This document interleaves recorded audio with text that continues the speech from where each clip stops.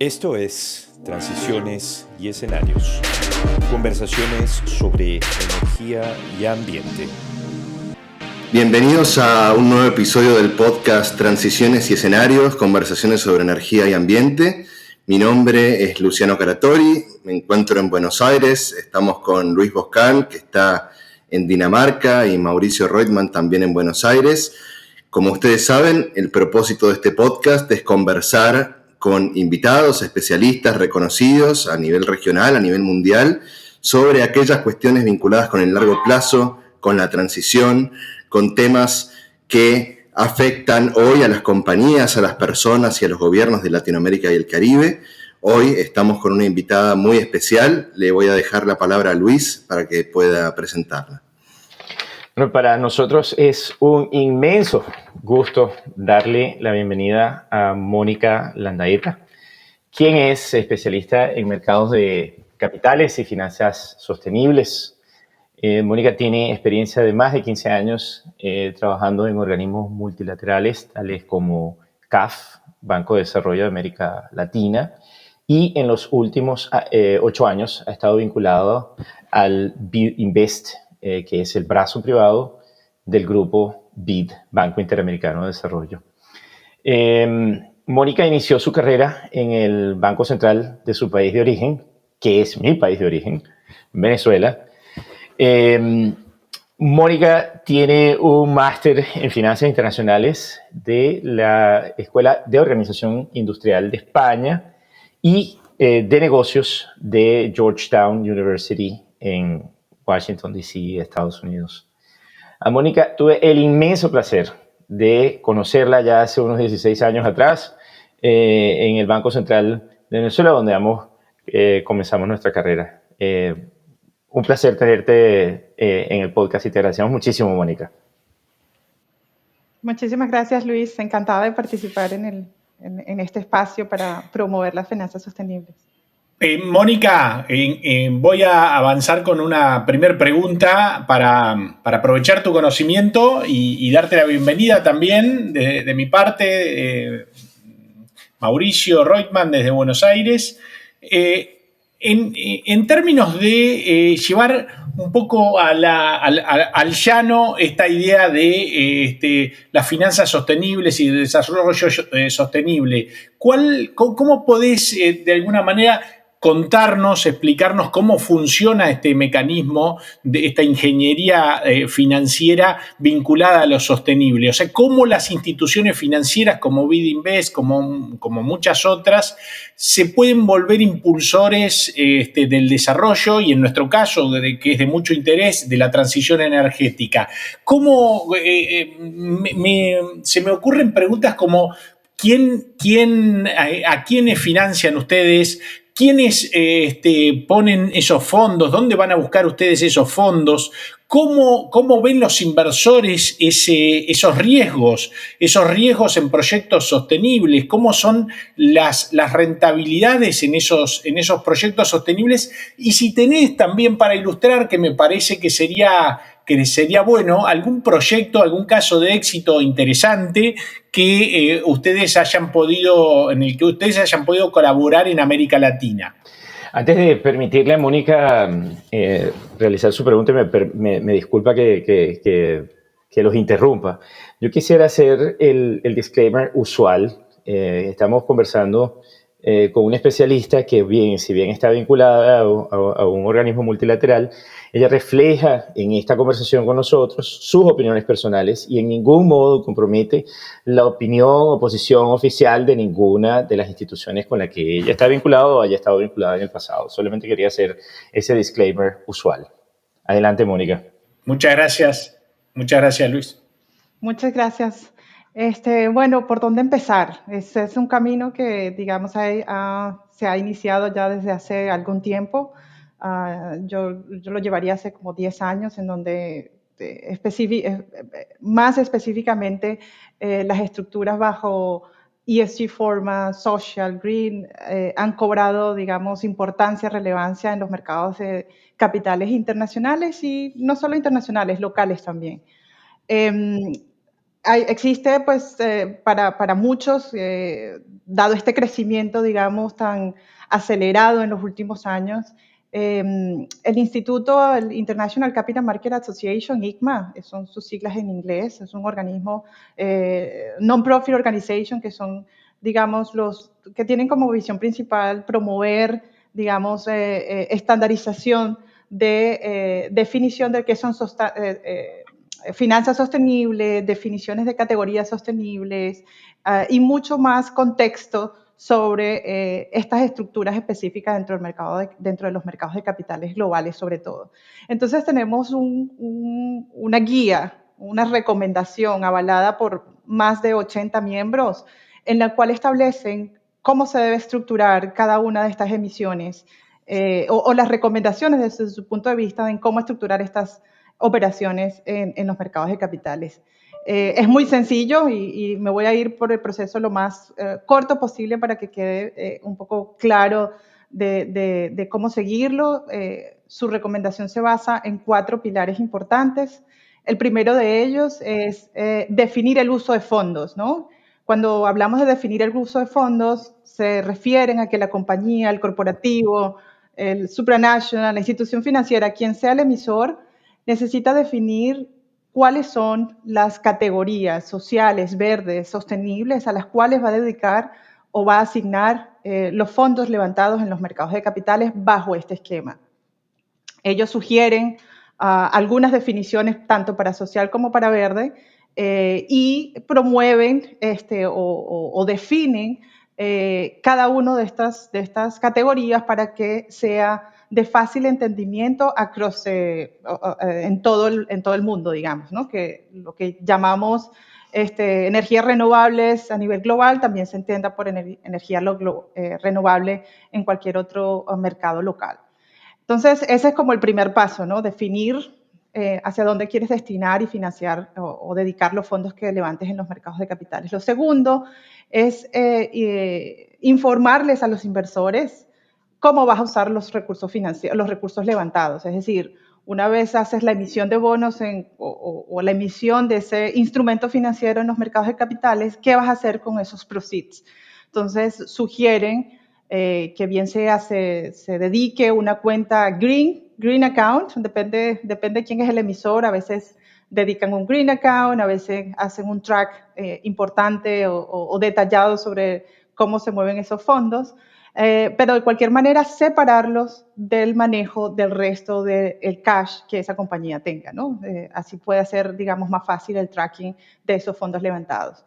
Lo tercero que recomiendan es definir cuál es el proceso para que los proyectos que vas a financiar o para el business que vas a sustentar, vas a dedicar los fondos, efectivamente sean elegibles, ¿no? Y para ello sugieren establecer un proceso claro de selección y evaluación de proyectos. Cada compañía tiene, digamos, la potestad de ajustarlo a su business model, de acuerdo a sus políticas internas, a las regulaciones locales, pero siempre, digamos, en consonancia con las recomendaciones específicas del ICMA. En este caso, para temas, digamos, sociales, recomienda que sea claramente definido. Si estás generando un proyecto con un impacto social, que se defina claramente cuál es el target population, por ejemplo. Va a ser low income, va a ser población, diversidad en la población o específica población en el país en donde estás financiando o donde estás haciendo el negocio. Personas que necesitan ayudas desde el punto de vista de salud o personas de avanzada edad. Es decir, define cuál es el target de la gente, el cual va a tener un impacto esa inversión social. Del lado verde, un poco más distinto, sugieren que se defina claramente también cuál es el proceso para definir si un proyecto es catalogado o categorizado como verde, independientemente, digamos, de todos los tipos o o sí, dependiendo de todos los tipos de financiamiento verde que existe, bien sea energía renovable, bien sea transición, bien sea reducción de emisiones, cualquiera que sea, digamos, el objetivo del lado verde, pues definirlo claramente en ese proceso de selección. Tiene que cumplir con regulación local, tiene que cumplir con la política interna, etc.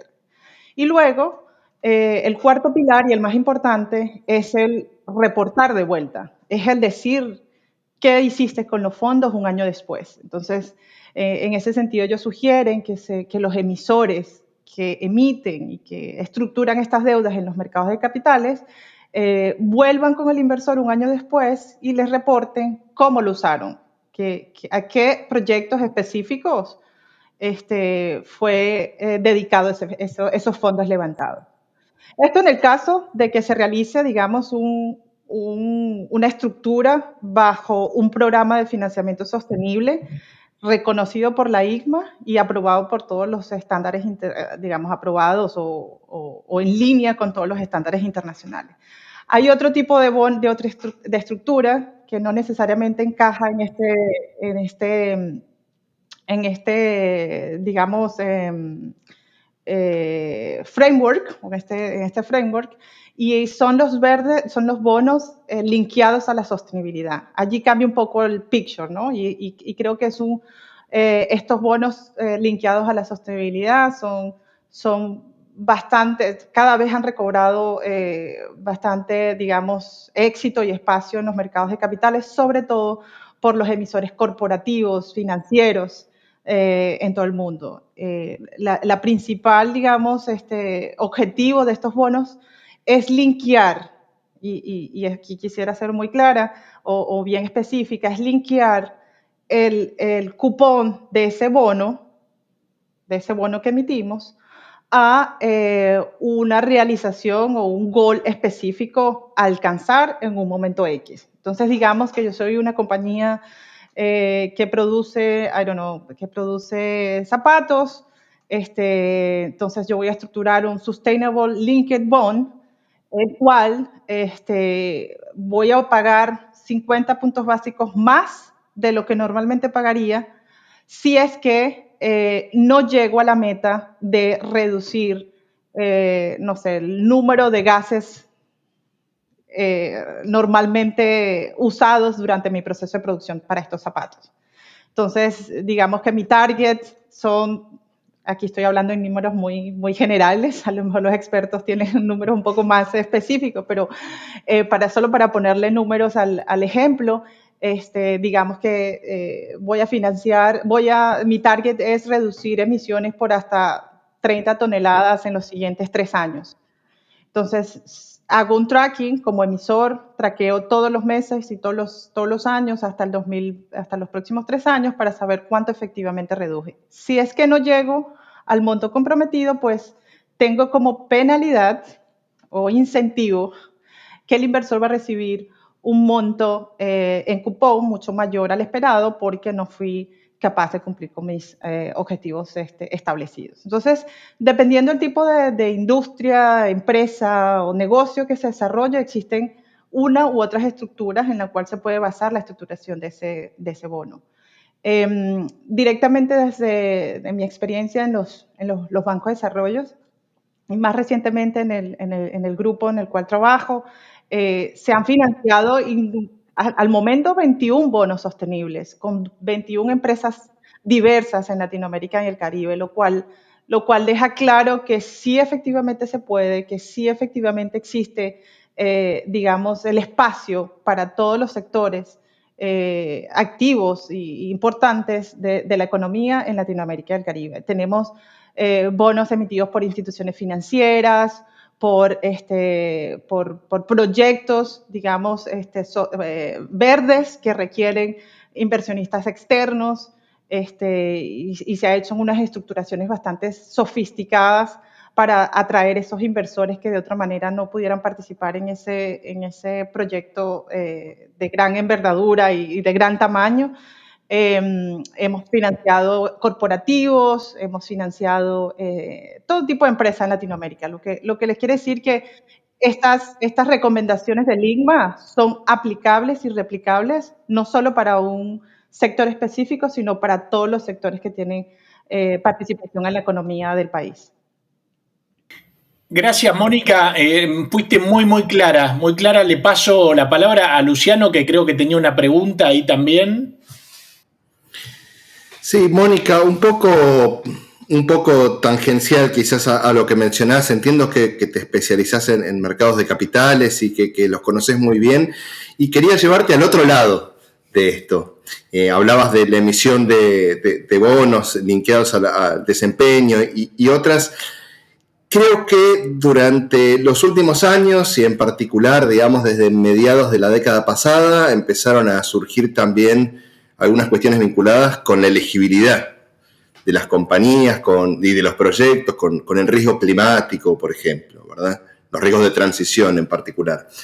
Y aparecieron algunas iniciativas, digamos, probablemente la más conocida es la TCFD, diversos estándares, procesos que primero fueron voluntarios y ahora hay cierta tendencia a que algunas de estas iniciativas se vuelvan obligatorias, ¿verdad?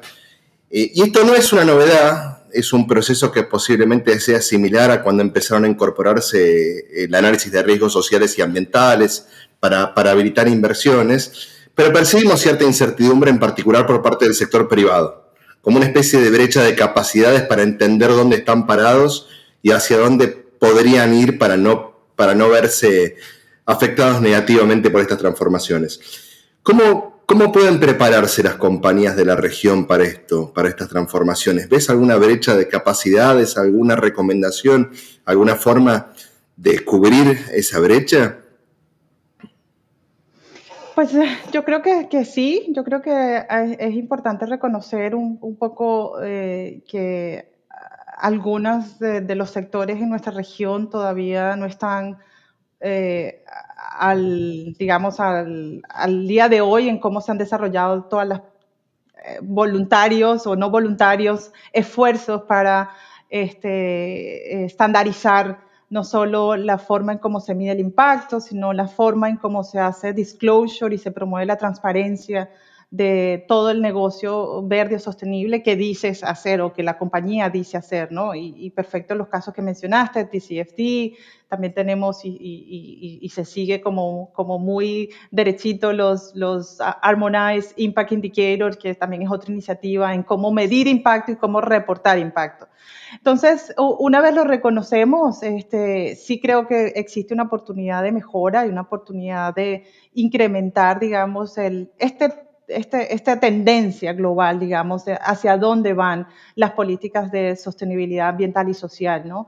En general, lo que he visto en Latinoamérica y digamos, también súper conocido a nivel mundial en todos los temas sociales y ambientales, es que en su mayoría aplican o toman como referencia las International Finance Corporation, IFC Performance Standards, para todos los proyectos que tienen un ángulo social o verde, ¿no? Entonces, estos performance standards pues promueven, definen de qué manera tratar algunos de los temas que puedan surgir durante el financiamiento, digamos, de estos proyectos de gran envergadura social o sostenible, ¿no? Entonces, es importante que sepan que existe, que es lo que está en el top, digamos, de los international standards, que no solo grandes emisores supranacionales y financieros lo siguen, sino también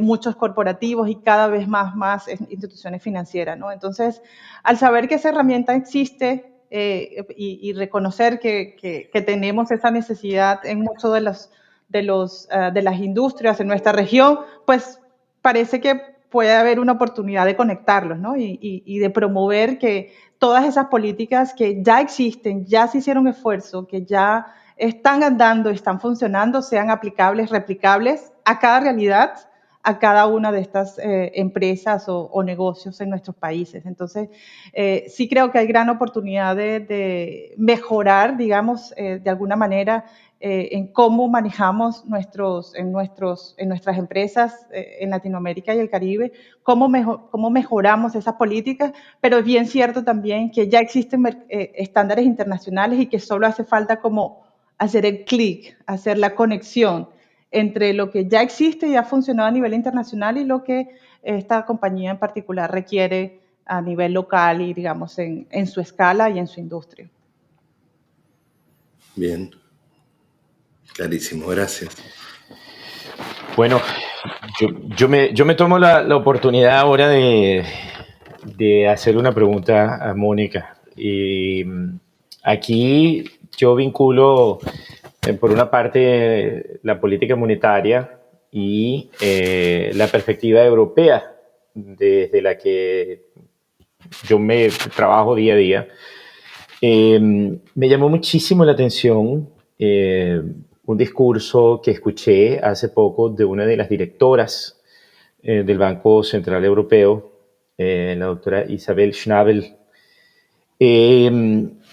Dijo muchas cosas interesantes en ese discurso, mucha tela que cortar. Me pareció un discurso muy bien preparado, pero a la vez controversial, debo decir, porque veo que está categorizando la inflación de origen energético. Y ella discute varias categorías, discute la inflación relacionada con el cambio climático y discute también la inflación relacionada con las fósiles a la luz del conflicto que se vive actualmente, el conflicto bélico que se vive actualmente, y también discute la inflación de origen verde. A mí me pareció una forma muy interesante de hacer esta distinción porque tiene lógica, tiene bastante lógica. Pero más allá de eso, y aquí viene mi pregunta hacia ti, ella menciona cómo el eurosistema pudiese involucrarse de manera más directa en las finanzas sostenibles, en las finanzas verdes. Y dice, nosotros no podemos ser ignorantes, apartando todo lo que nosotros hacemos en materia de política monetaria. Yo voy a tratar de hacer aquí una cita de lo que ella dice. Como a manera de ejemplo, el eurosistema pudiera imponer un límite en los volúmenes de activos que los altos emisores, estoy hablando de emisores de gases de efecto invernadero, que sus contrapartes pueden movilizar como colateral en cualquier momento. En el largo plazo, tales cambios pueden esperarse que afecten todo el colateral que mantiene el eurosistema. Caramba, a mí me pareció una cosa bien atrevida decirla desde un banco central, pensando también que normalmente los bancos centrales no se involucran de manera tan directa en estas cosas. ¿Cómo la ves? ¿Tú crees que el involucramiento de la política monetaria es necesario? ¿Existe un límite? ¿Dónde se establecen la frontera entre lo que se puede y no se puede hacer? Es bien interesante la intervención de la directora en o el speech de la directora en este sentido. Yo creo que cada vez más y más es relevante el papel que juegan no solo los bancos centrales, sino los reguladores internacionales y locales de cada uno de los países.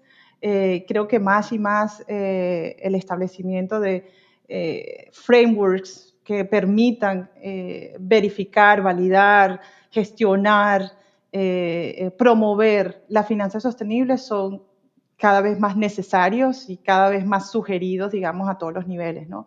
En la Unión Europea, por ejemplo, no se escapa la European Union Taxonomy, en lo cual, digamos, le requiere a los manejadores de fondos grandes, los asset managers, reportar creo que a partir de este año, cuál es el alineamiento del portafolio de inversiones que mantienen a la taxonomy.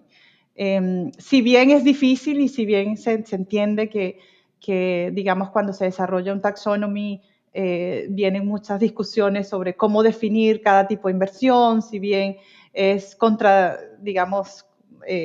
bastante conversable y discutible, esas definiciones y requerimientos para ser elegibles o tener elegibilidad de tus activos a ese taxonomy.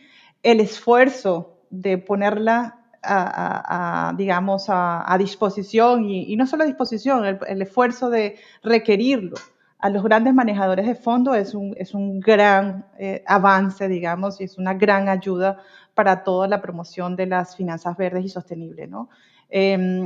Creo que en nuestros países, en particular en Latinoamérica y el Caribe, creo que el establecimiento de taxonomies como esta que permitan, promuevan a que no solo el sistema financiero como tal, sino corporativos, locales, etcétera, estructuren más y más sus financiamientos con un propósito verde sostenible es un dream, es un sueño que digamos ojalá y se pueda hacer realidad muy pronto. Así que su participación y promoción es vital, no solo por el ángulo, digamos, de regulación, promoción de todo el sistema financiero, que en este caso es la intervención que menciona. Desde el lado de la política monetaria, pues obviamente también todo lo que los reguladores puedan promover, y en este caso particular, limitar los colaterales a aquellos bonos, a aquellas inversiones que tengan algún propósito sostenible, me parece fantástico, me parece un gran avance y un gran esfuerzo en consolidar en consolidar, digamos, todos los ángulos que forman parte de las finanzas sostenibles como un todo, ¿no? Y finalmente, mencionaste el involucramiento de los bancos centrales. Creo que te puede sonar, digamos, un poco increíble, pero los bancos centrales son los manejadores de fondos más grandes en el mundo. Tienen una necesidad de invertir las reservas internacionales, y si los bancos centrales se autoestablecen políticas para inversión y reestructuración de sus portafolios en finanzas sostenibles, pues esto va a tener un impacto o tendría un impacto bastante, importante en el desarrollo y en la promoción de las finanzas sostenibles. Aprovecho para una repregunta cortita porque me pareció muy interesante un comentario de Mónica. Todos los comentarios de Mónica y uno en particular. ¿Vos ves que existe la posibilidad, más allá de que no es un bloque como la Unión Europea y que tiene incluso más heterogeneidades hacia adentro, nuestra región y otras, existe la posibilidad de una taxonomía latinoamericana de inversiones sostenibles en el futuro? ¿Es algo que se piensa, que se discute, o estamos muy lejos de eso todavía? Yo creo que dado la diversidad de países y de productos y digamos, productos sí que producimos en cada uno de los países, la diversidad de los negocios a los cuales nos dedicamos, puede hacer un poco complicado que se desarrolle una taxonomía a nivel latinoamericano, pero no veo imposible desarrollar taxonomías específicas para los países. Es decir, ya hemos visto, mencioné el ejemplo de la European Union, pero Estados Unidos, a través de la Security and Exchange Commission, este año acaba de solicitar también que los asset managers basados o con dirección en Estados Unidos comiencen a promover la alocación de sus recursos en finanzas sostenibles, y ya distribuyeron un paper para que comiencen a familiarizarse con cuáles son las definiciones de acuerdo a la SEC que se deben seguir. Canadá, por su lado, también ha desarrollado su taxonomía, todavía se encuentra en discusión, pero todo esto lo menciono para darte el argumento de que por tratarse de economías tan diversas, tan distintas, y al momento con currencies, con monedas también que fluctúan de manera incluso inversa o no correlacionadas una con la otra, creo que el desarrollar taxonomías que reflejen la realidad de cada país, que reflejen la producción sí, la producción a la que se dedica, el negocio al que se dedica, es más estratégico y creo que es más aplicable y más doable hacia adelante que empezar un esfuerzo de hacerla estandarizada a toda Latinoamérica cuando ya sabemos que existen tantas diferencias, digamos, como las mencioné antes. Gracias, Mónica. Ya estamos cerrando, lamentablemente, pero me gustaría hacerte una consulta, volviendo a cuestiones, nos fuimos hacia preguntas complejas de cierta profundidad. Vuelvo a lo básico que me interesa que nuestra audiencia tenga bien en claro los instrumentos de las finanzas sostenibles.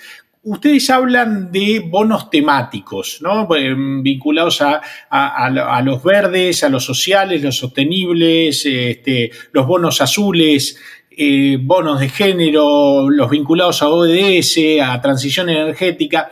¿Me podrías hacer una descripción muy básica y pedagógica de estas temáticas y una breve síntesis de cómo funcionan, cuáles son sus similitudes y diferencias? Entre los diferentes tipos de bonos, ¿quieres decir? Sí, correcto.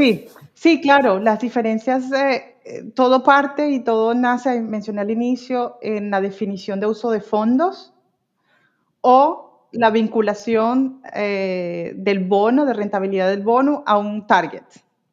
Entonces, una vez esta decisión es hecha, cada una de las categorías funcionan de manera distinta, ¿no? Según la recomendación de ICMA, creo que existen, no me lo sé de memoria, pero creo que por el lado social son 9 categorías, por el lado verde son 6 o 7 categorías. Entonces, dependiendo de cuál es el approach que la institución quiere seguir, puede establecer su framework sostenible basado en una o más de una de estas categorías. Y finalmente, comprometerse a gestionarlo o también tal vez en una cuenta verde o traquear los fondos, comprometerse a establecer un proceso de selección riguroso para clasificar el negocio que genera dentro de esa categoría y, bueno, también comprometerse a reportar de vuelta. Pero una vez tienes esas categorías establecidas, pues, dependiendo hacia dónde va la estrategia de negocio un año o al otro, puedes seleccionar el bono o el nombre del bono en una u otra categoría. Entonces, por ejemplo, dentro de las categorías verdes tenemos Renewable Energy, tenemos reducción de gases, tenemos, no me las sé de memoria, pero ya las abro. Tenemos reducción de gases, tenemos eficiencia energética, también tenemos transporte limpio. Es decir, cualquiera de una de estas categorías, si ya tienes un proceso estricto para seleccionar los proyectos y para definir que ese proyecto está 100% elegible bajo esa categoría, pues al día siguiente puedes emitir el bono, digamos, que soporte el financiamiento, y ahí está, hay más tecnicismo que podemos ir al detalle, porque la emisión puede soportar bien sea el refinanciamiento de un esfuerzo que hiciste en los últimos 2 años, y ICMA recomienda que no más de 2 años el look back, o de un proyecto nuevo que quieres desarrollar y que quieres implementar para reducir o tener un impacto positivo, digamos, en los temas verdes. Entonces, una vez defines, le categorizas con ese label, y con ello sales a buscar inversores, ¿no? Y allí es donde el equipo seguramente la compañía tiene un equipo en el equipo de tesorería, se contactan con inversores, se promueve, digamos, este framework con inversores, estos inversores que están cada vez más regulados en colocar sus fondos en sustainable finance, en bonos verdes, sostenibles, etcétera. Se hacen, como llaman, roadshow, se presenta la idea y estos toman su decisión de inversión para cuando hagas el lanzamiento oficial y la apertura de libros de ese bono, en el caso que sea, digamos, un mercado público, ¿no? Que el bono lo ofrezcas en el mercado público. Y ya después de eso, mira, he visto en mi experiencia que cuando se mercadea el bono con estos labels, con estos themes o bajo estas estructuras de este Sustainable Framework, cualquiera que sea, corporativo, financiero, supranational, hay un premium, hay un greenium, le llaman ahora, greenium, en el cual, digamos, el precio total en el cual vas a obtener el financiamiento, ¿sí? Puede ser incluso menor al que normalmente está acostumbrado el emisor a pagar. Y es que porque estos activos cada vez son más requeridos, pues vas a tener mucha más demanda a la hora de colocar ese instrumento financiero en los mercados de capitales, y eso se va a retribuir o lo vas a ver en el precio final en el que cierres ese instrumento financiero. Entonces, si hemos visto, dependiendo de cada mercado, algunos mercados locales, he visto que el greenium puede llegar a ser de 5 basis points, 5 puntos básicos o 7 puntos básicos. En algunos otros mercados un poco más sofisticados, 2 puntos básicos, 3 puntos básicos. En algunas otras estructuras, digamos, con inversores particulares que tienen necesidades específicas de financiamiento o de inversión en proyectos específicos, incluso puede ser 10, 15 puntos básicos. O sea, todo depende de cómo sea esa estructura y cuáles sean los inversores que estarían interesados, siempre que se estructure bajo un esquema sostenible.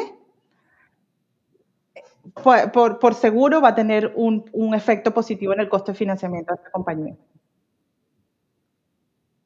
Creo que fue muy larga la explicación, pero...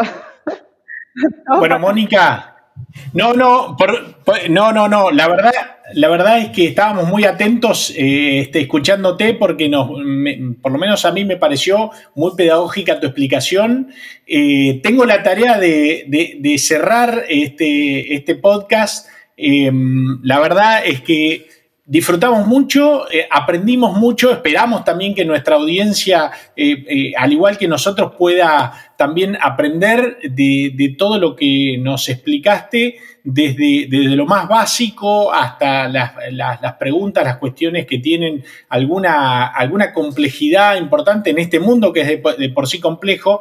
Y yo hago un repaso breve y por supuesto disculpando todo lo que dejo de lado, pero que me parece interesante de lo que vos marcaste. Marcaste un proceso del financiamiento sostenible con determinados pilares que me pareció también muy bueno para esquematizarlo en nuestro entendimiento de que tenemos que entender la definición del uso de los fondos, hay un proceso donde se asignan categorías, hay información a los inversores, algo que remarcaste mucho y tomé nota, la información a los inversores, la transparencia del proceso, ¿sí? Ahí vos hablaste de una green account, de tener cuentas separadas del uso de otros fondos, un tercer pilar vinculado a la selección y la evaluación de proyectos, todo esto vinculado a estándares, a normas internacionales.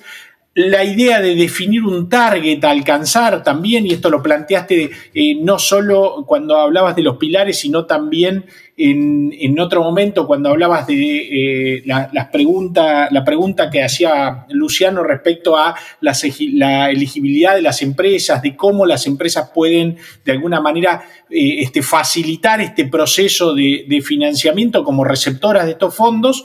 Y el último punto, el del reporte, fundamental, me parece importantísimo, que también lo planteaste en la pregunta de Luciano de elegibilidad, como clave la idea de la medición y el reporte del impacto, ¿no? De poner objetivos, de medir y de reportar el impacto, y manteniendo siempre esta transparencia del uso de los fondos. Me gustó también, y destaco lo que planteabas de, que esto ya es un hecho, y es un hecho no en el mundo, es un hecho en Latinoamérica en particular también, no solo a nivel internacional, sino con determinadas operaciones que vos destacabas y marcabas, 21 bonos sostenibles vinculados al financiamiento de la organización donde tú estás trabajando en este momento, o sea, vinculados a instituciones financieras, a financiamiento verde, a financiamiento corporativo,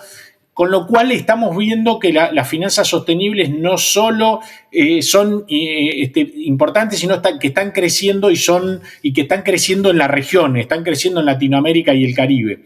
Después planteabas también, y me pareció un tema súper interesante que nos sacó un poco de la lógica regional, pero que trae lecciones hacia el futuro, que es la pregunta que planteaba Luis respecto de cómo influyen los bancos centrales, cómo influye la política monetaria y si puede influir realmente en este impulso al financiamiento sostenible. Vos lo planteaste claramente, que sí, que hay las definiciones de los frameworks, de los estándares, también de las regulaciones de los bancos centrales y de los reguladores, en particular financieros, hacia el lado de las finanzas sostenibles, hacen un camino más fácil hacia ese objetivo, hacia ese fomento de las finanzas sostenibles. Planteaste también el caso de la taxonomía europea y la idea que también discutida con Luciano y donde planteaste que era un dream, ¿no? Un sueño, la idea de la taxonomía latinoamericana, pero planteaste un camino concreto con una posible taxonomía país por país, que eso vos lo planteabas como algo, un objetivo más alcanzable de corto plazo, y nos llevamos ahí un lindo tema para seguir profundizando en otras conversaciones y seguramente ya te molestaremos, te invitaremos nuevamente. Disfrutamos mucho, nos quedamos con tu concepto del Greenium, ¿sí? Lo vamos a utilizar y seguramente apuesto a que este capítulo, este podcast va a tener un alto Greenium, ¿sí? En términos de nuestra audiencia y de la calidad y la calidez con que transmitís estos conceptos. Así que, sin más, te agradezco mucho, Mónica. Te cedo la palabra para tu despedida y cierro este capítulo. Vale, Mauricio, y bueno, como despedida, agradecerte a ti, Luciano, Luis, por contactarme. Feliz de participar y promover las finanzas sostenibles, estándares internacionales en mi región, en nuestra región. Así que aquí sí fue un gustazo, digamos, conversar y ampliar un poco más al respecto. Happy to follow up si tienen algún otro tema de interés que consideren que pueda aportar, digamos, algo de la experiencia que he compartido ahora. Así que muchas gracias por ello y encantada también de finalizar el podcast.